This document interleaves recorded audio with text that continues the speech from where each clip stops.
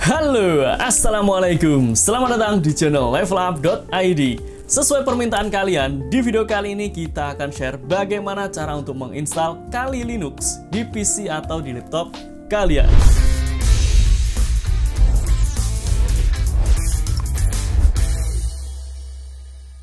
Buat yang belum tahu, Kali adalah salah satu distribusi Linux yang merupakan turunan dari Debian.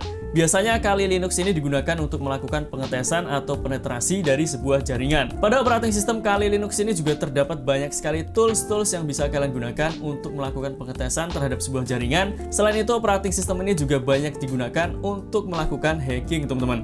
Tetapi di video kali ini kita tidak akan sharing ke kalian tentang hacking, kita hanya akan share bagaimana cara untuk menginstal Kali Linux ini saja. Ada beberapa step yang harus kita lakukan. Yang pertama, kita akan download file ISO dari Kali Linux-nya. Kemudian yang kedua, kita akan buat bootable dari Kali Linux-nya dengan menggunakan flash disk. Kemudian yang ketiga, kita akan buat partisi baru yang akan kita alokasikan untuk Kali Linux karena kita akan buat dual boot Kali Linux ini dengan Windows 10, teman-teman. Baru yang keempat, kita akan install Kali Linux-nya di PC atau di laptop kita. Dan seperti biasanya, sebelum kita mulai tutorialnya, buat teman-teman yang baru menonton video di channel ini, kalian bisa cek video-video di channel levelup.id. Kalau kalian tertarik, kalian bisa pencet tombol subscribe dan aktifkan loncengnya agar kalian tidak ketinggalan video-video yang bermanfaat selanjutnya. Dan sekarang kita langsung mulai tutorialnya. Oke, sekarang kita akan download semua bahan yang dibutuhkan. Yang pertama, kita akan download dulu file ISO dari Kali Linux-nya. Silahkan kalian buka browser kalian, kemudian masuk ke website kali.org. Atau kalian tinggal klik link yang ada di deskripsi pada video ini. Setelah itu di sini kalian tinggal pilih download. Kemudian kalian tinggal pilih platform yang kalian gunakan. Di sini kalian bisa install di ARM seperti Raspberry. Kemudian kalian juga bisa install di virtual machine. Lalu kalian juga bisa install di smartphone Android. Atau kalian juga bisa pasang Kali Linux ini di flash disk. Kemudian kalian coba dulu sebelum install di PC atau di laptop kalian. Kalian bisa pilih yang live boot, teman-teman. Karena kita akan install Kali Linux ini dual boot dengan Windows 10, jadi di sini kita pilih yang bare metal. Klik di sini. Setelah itu silahkan kalian pilih versi Kali Linux yang kalian inginkan. Kalian bisa pilih yang 64 bit, 32 bit, atau untuk Apple M1. Di sini kita akan download yang 64 bit. Kemudian di bagian bawah kalian bisa pilih apakah yang weekly installer atau net installer. Kalau kalian ingin menggunakan Kali Linux versi paling baru, kalian bisa gunakan yang weekly. Tetapi versi ini merupakan versi yang belum dilakukan uji coba, jadi pasti banyak bugnya. Kemudian kalian juga bisa pilih yang net installer kalau kalian ingin melakukan penginstalan secara online. Dan di sini ukurannya lebih kecil, teman-teman, hanya 466 MB. Tetapi kekurangannya saat kalian install, kalian harus terkonek ke internet dan proses installnya akan jauh lebih lama jika dibandingkan dengan offline installer. Nah, di sini agar lebih mudah, kita akan download yang installer aja, teman-teman. Ini bisa kita gunakan untuk menginstal Kali Linux ini secara offline. Lalu untuk downloadnya kalian tinggal klik logo download di sini untuk mulai mendownload file ISO dari Kali Linux. Kemudian yang kedua, agar kita bisa membuat bootable dengan menggunakan flash disk, kita perlu sebuah aplikasi yaitu Rufus. Sebenarnya kalian bisa menggunakan aplikasi yang lain seperti Ventoy atau aplikasi yang lainnya, tetapi pada video kali ini aplikasi yang akan kita gunakan adalah Rufus. Jadi silakan kalian masuk ke website dari Rufus, kemudian scroll ke bawah. Lalu silakan kalian download Rufus versi terbaru yang portable aja, teman-teman. Klik di sini untuk mulai mendownload file Rufusnya. Selanjutnya, setelah kita mendownload semua bahan yang dibutuhkan, sekarang kita akan membuat bootable Kali Linux-nya ke dalam flash disk. Silahkan kalian pasang flash disk ke laptop atau ke PC kalian. Minimal flash disk yang bisa kalian gunakan size-nya adalah 4 GB. Setelah itu silahkan kalian jalankan Rufusnya, double klik di sini, lalu pilih yes. Kalau ada keterangan seperti ini, kalian bisa pilih no. Kemudian setelah aplikasi Rufusnya terbuka, yang pertama pastikan flash disk kalian sudah terdeteksi di sini. Dan jangan lupa juga kalian sudah mengamankan semua data yang ada di flash disk kalian karena nanti flash disknya akan diformat, teman-teman. Kemudian kalian pilih select. Lalu silahkan kalian cari file ISO dari Kali Linux yang sudah kalian download tadi. Kita pilih yang ini, lalu pilih open. Setelah itu, pada partition scheme silahkan kalian sesuaikan dengan partition style hard disk atau SSD yang akan kalian install Kali Linux-nya. Untuk cek partition style, kalian tinggal klik kanan pada menu start. Setelah itu pilih disk management. Kemudian setelah masuk ke disk management, kalian cari di mana kalian ingin menginstal Kali Linux-nya. Misal kita akan install pada disk 0, klik kanan di sini. Setelah itu pilih properties. Kemudian kalian masuk ke tab volumes. Lalu di sini kalian bisa lihat partition style dari hard disk atau SSD yang kalian gunakan. Kalau di sini tertulis GPT, berarti pada partition scheme di sini kita setting ke GPT. Tetapi kalau di sini MBR, berarti pada partition scheme kita setting juga ke MBR. Karena di sini GPT berarti kita setting ke GPT, teman-teman. Setelah itu kalian bisa close disk manajemennya. Kemudian kalian tinggal pilih start. Lalu kalau ada keterangan seperti ini, kalian pilih yang bawah, yang read in DD image mode. Setelah itu pilih OK. Lalu pilih OK lagi untuk mulai proses pembuatan bootable Kali Linux-nya, teman-teman. Dan silahkan kalian tunggu proses pembuatan bootable-nya sampai selesai. Setelah selesai, di sini akan ada keterangan ready. Kemudian kalian bisa close aplikasi Rufus-nya. Dan sekarang kita sudah berhasil membuat bootable Kali Linux ke dalam flash disk yang sudah kita siapkan. Dan sekarang kita akan langsung masuk ke laptop yang akan kita install Kali Linux-nya. Oke teman-teman, sekarang kita sudah di laptop yang akan kita install Kali Linux-nya. Tetapi sebelum kita akan install Kali Linux-nya, kita akan buat dulu partisi yang akan kita alokasikan untuk Kali Linux. Cara untuk buat partisi, kalian tinggal klik kanan pada menu Start. Setelah itu pilih Disk Management. Kemudian di sini silahkan kalian pilih disk mana yang ingin kalian sumbangkan free space-nya untuk partisi yang baru. Karena di sini free space yang paling besar adalah yang local disk D, maka kita akan ambil dari local disk D. Klik kanan di sini. Setelah itu pilih Shrink Volume. Kemudian silahkan kalian masukkan kapasitas dari partisi yang akan kalian alokasikan untuk Kali Linux-nya, teman-teman. Di sini misal kita akan alokasikan 50 GB, jadi kita ketikkan 51200 MB. Lalu kalian pilih Shrink. Maka sekarang akan ada unallocated space dengan ukuran 50 GB. Setelah selesai, kalian bisa langsung close disk manajemennya. Kemudian sekarang silahkan kalian restart PC atau laptop kalian dan masuk ke menu BIOS. Oke teman-teman, sekarang kita sudah masuk di BIOS dari laptop yang akan kita install Kali Linux-nya. Untuk masuk menu BIOS itu caranya berbeda-beda, ada yang menggunakan tombol F2, ada yang menggunakan tombol F9, F10, atau F12, ada juga yang menggunakan tombol Delete.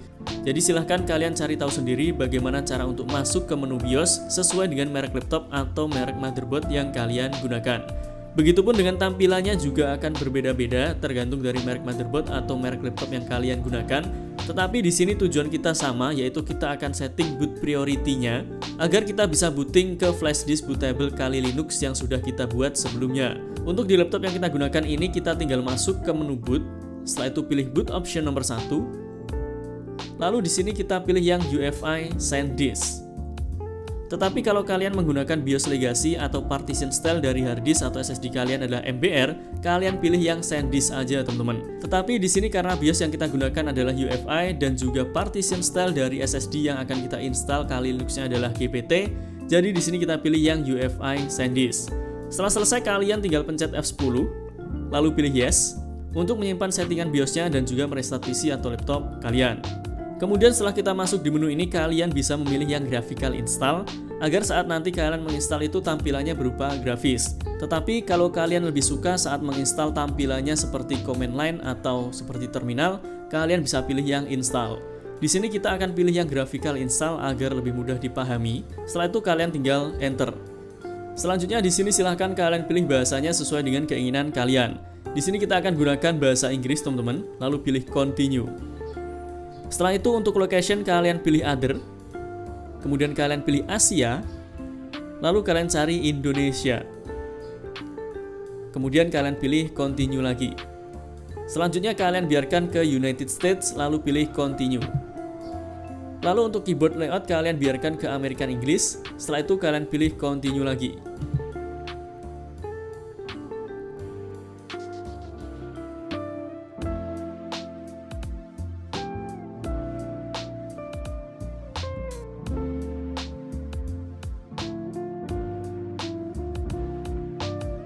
Selanjutnya kalau ada keterangan missing firmware seperti ini, kalian bisa pilih no, lalu kalian pilih continue lagi, teman-teman.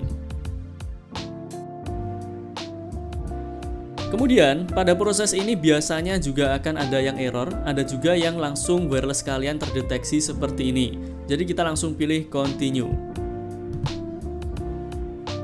Kemudian di sini kita akan langsung konekkan laptop ini ke WiFi. Tetapi kalau WiFi yang ada di laptop atau di PC kalian tidak terdeteksi, kalian bisa pilih yang do not configure now.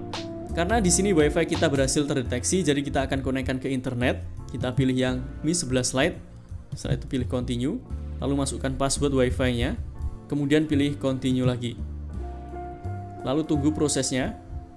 Selanjutnya silahkan kalian buat hostname kalian, misal kita beri nama dgov.id. Setelah itu kita pilih continue lagi. Selanjutnya untuk domain name di sini kalian bisa kosongkan dulu kalau misal belum punya, lalu kalian tinggal pilih continue. Setelah itu silahkan kalian buat user kalian, misal kita beri nama usernya dgov.id, lalu pilih continue lagi. Setelah itu silahkan kalian buat username kalian, misal kita masukkan dgov.id, kemudian pilih continue lagi. Kemudian silahkan kalian masukkan password yang kalian inginkan. Kemudian kalian pilih continue lagi. Selanjutnya di sini silahkan kalian pilih area untuk jam dan juga tanggalnya. Di sini karena kita ada di Jawa, jadi kita pilih yang Western. Setelah itu pilih continue. Kemudian sekarang kita akan masuk di tahap untuk membuat partisi dari Kali Linux-nya. Kalau kalian tidak mau repot, kalian bisa pilih yang Get Use Entire Disk. Nanti partisinya akan dibuat secara otomatis. Tetapi kalau kalian ingin membuat partisi secara manual, kalian bisa pilih yang manual. Karena di video kali ini kita juga akan share bagaimana cara untuk membuat partisi di Kali Linux. Jadi kita akan pilih yang manual. Setelah itu pilih continue. Selanjutnya di sini silahkan kalian pilih free space atau unallocated space yang sudah kalian buat di awal tadi. Tadi kita buat unallocated space-nya sebesar 50 GB. Jadi kita pilih yang 50 GB ini teman-teman. Kemudian kalian tinggal enter. Lalu kalian pilih create a new partition. Di sini kita akan membuat 3 partisi teman-teman. Yang pertama adalah root partition, kemudian yang kedua adalah swap partition, dan yang ketiga adalah home partition. Sekarang kita akan buat dulu partisi yang pertama, yaitu root partition. Untuk yang belum tahu, root partition ini adalah partisi yang berfungsi untuk menyimpan file-file sistem dan juga aplikasi-aplikasi yang akan kalian install di Linux kalian. Kalau di Windows, root partition ini biasanya disebut dengan local disk C yang berfungsi untuk menyimpan file-file sistem dan juga aplikasi-aplikasi yang kalian install. Di sini kita akan setting untuk root partitionnya sekitar 20 GB. Jadi kita ketikkan 20 spasi GB. Setelah itu kalian pilih continue. Kemudian di sini kalian pilih yang beginning, lalu kalian pilih continue lagi. Selanjutnya pada use as kalian biarkan ke ext4 journaling file system. Lalu untuk mount point-nya kalian setting ke the root file system. Lalu untuk yang lainnya kalian biarkan default seperti ini. Setelah itu pilih don't setting up the partition, kemudian kalian pilih continue. Maka sekarang kita sudah berhasil membuat partisi yang pertama, yaitu root partition dengan ukuran 20 GB. Kemudian sekarang kita akan buat partisi yang kedua, yaitu swap partition. Buat yang kedua, swap partition ini merupakan partisi yang bisa kalian gunakan sebagai virtual memory atau virtual RAM. Jadi kalau laptop atau PC kalian memiliki RAM yang tidak terlalu besar, kalian bisa memanfaatkan swap partition ini sebagai virtual memory atau virtual RAM. Sekarang kita pilih lagi free space yang sekarang sisanya masih 33 GB, lalu enter. Setelah itu pilih create a new partition, kemudian enter lagi. Lalu silahkan kalian masukkan size dari swap partition yang ingin kalian buat. Untuk ukurannya sebenarnya tidak ada standar berapa gigabyte swap partition itu harus kita buat. Jadi memang murni tergantung dari kebutuhan kalian. Kalau laptop atau PC kalian sudah memiliki RAM yang tinggi seperti 16 GB ke atas, kalian setting aja ke angka 2 atau 4 GB. Tetapi kalau RAM yang ada di PC atau di laptop kalian lumayan kecil seperti 2 atau 4 GB, kalian bisa setting 2 kali ukuran RAM kalian. Karena laptop yang kita gunakan ini RAM-nya hanya 4 GB, jadi di sini kita akan setting 2 kalinya. Kita masukkan 8 GB. Setelah itu enter. Kemudian pilih beginning, kemudian enter lagi. Selanjutnya di sini pada use as kalian ganti ke swap area. Lalu kalian pilih done setting up the partition, setelah itu enter lagi. Maka sekarang kita sudah berhasil membuat swap partition dengan ukuran 8 GB. Kemudian masih ada sisa free space 25,7 GB. Semuanya akan kita gunakan untuk membuat partisi yang ketiga, yaitu home partition. Buat yang belum tahu, home partition pada operating system Linux berfungsi untuk menyimpan data-data pribadi kita seperti video, musik, gambar, ataupun dokumen yang lainnya, agar saat kita install ulang Linux kita, data-data pribadi yang ada di laptop atau di PC kita tidak akan ikut hilang teman-teman. Kalau di Windows kalian mungkin lebih mengenalnya dengan istilah local disk D, local disk E, atau local disk yang lain. Sekarang silahkan kalian pilih free space yang masih tersisa, kemudian enter. Lalu kalian pilih create a new partition. Kemudian karena kita akan gunakan semua, jadi kita tinggal enter lagi. Kemudian pada use as kalian biarkan ke ext4, lalu pada mount point pastikan kalian setting ke home. Setelah itu lainnya biarkan default seperti ini, kemudian pilih done setting up the partition, lalu pilih continue.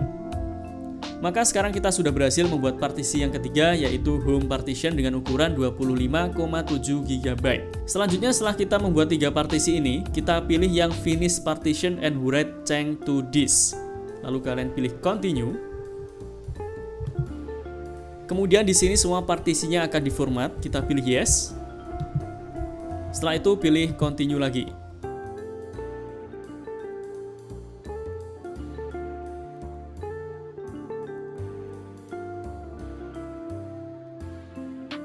Selanjutnya untuk desktop environment kalian bisa pilih sesuai dengan keinginan kalian. Secara default desktop environment-nya ini menggunakan XFCE. Tetapi kalau kalian yang menggunakan GNOME, kalian bisa pilih yang GNOME, atau misal kalian yang menggunakan yang KDE Plasma, kalian bisa pilih yang KDE Plasma.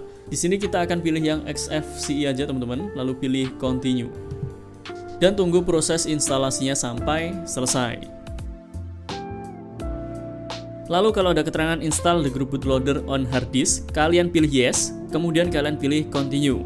Karena kita akan buat dual boot antara Windows 10 dengan Kali Linux ini teman-teman.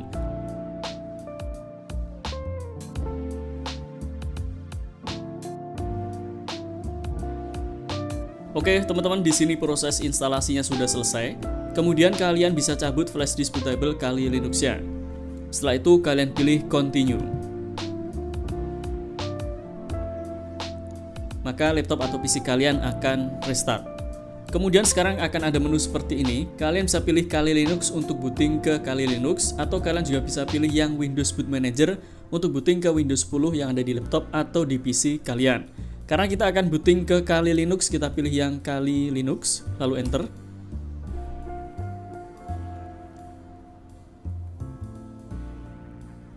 Selanjutnya kalian tinggal masukkan username kalian tadi. Lalu masukkan passwordnya. Setelah itu kalian pilih login. Dan sekarang kita sudah berhasil masuk ke Kali Linux yang sudah berhasil kita install di laptop kita ini teman-teman. Selanjutnya kita coba untuk kembali ke Windows 10. Caranya kalian pilih logout di sini. Setelah itu kalian pilih restart. Kemudian di sini kalian pilih yang Windows Boot Manager, lalu enter.